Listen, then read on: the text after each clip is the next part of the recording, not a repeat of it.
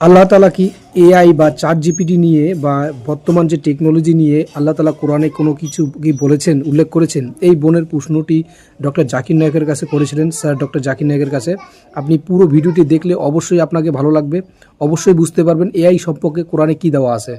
ভিডিওটি দেখুন শেষ পর্যন্ত। আমার নাম নিসা। আমি আরবি এবং কোরিয়ান ভাষার অনুবাদক। আমি ডক্টর জাকির নায়েককে একটি প্রশ্ন করতে চাই। আমার বস ধর্ম মানেন না, কিন্তু তিনি কিছু প্রশ্নগুলো আমাকে করেছেন। তিনি বলেছেন যদি এই প্রশ্নের উত্তর পান তবে হয়তো ইসলাম গ্রহণ করবেন। আমি উত্তর দিতে পারিনি, তাই ডাক্তার দয়া করে প্রশ্নটি শুনুন। আমার বস বলেছেন কেন কোরআনে কৃত্রিম বুদ্ধিমত্তা, এআই এবং কম্পিউটার প্রযুক্তি সম্পর্কে কিছু বলা হয়নি, কারণ এখন এআই খুব বিপজ্জনক হয়ে গেছে। এটি অনেক কিছু করতে পারে, যে কোনো কিছু সিদ্ধান্তও নিতে পারে। আমার বস এ ব্যাপারে খুব কৌতূহলী। ধন্যবাদ।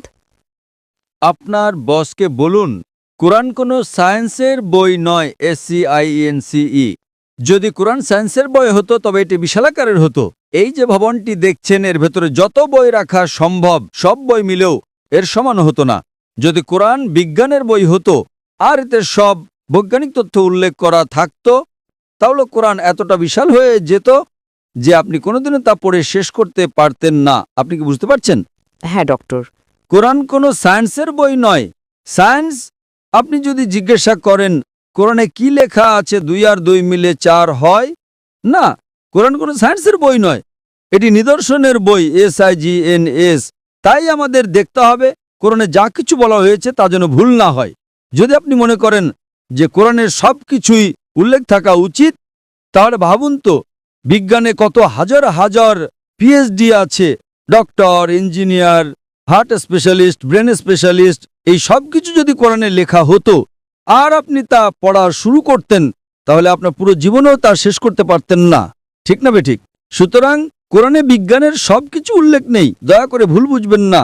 কিন্তু কোরআনে যা কিছু বলা হয়েছে তার কোনোটিই ভুল নয়। যদি কোরআনে এমন কোনো বৈজ্ঞানিক তত্ত্ব থাকে যা ভুল প্রমাণিত হয়, তবে তা আল্লাহর পক্ষ থেকে হতে পারে না।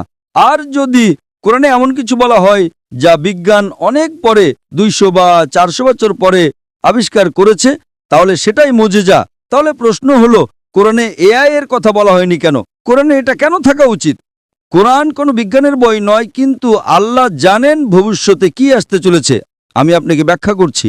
1 নম্বর, মানুষ আমাকে প্রায় জিজ্ঞাসা করত যে ইসলামী শরিয়া অনুযায়ী যদি আপনার কাছে ভিডিও রেকর্ডিং থাকে, যদি কোনো ভিডিও রেকর্ডিং থাকে যে কেউ চুরি করেছে, ইসলাম অনুযায়ী সেটা প্রমাণ নয়, এটাকে প্রাথমিক প্রমাণ হিসেবে ধরা হয় না, এটা দ্বিতীয় প্রমাণ।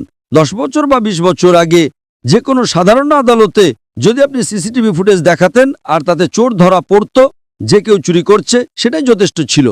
কিন্তু ইসলামে তা নয়, ইসলামে চোখের সাক্ষী প্রয়োজন। তখন মানুষ অবাক হয়ে বলতো এটা কেমন ধর্ম?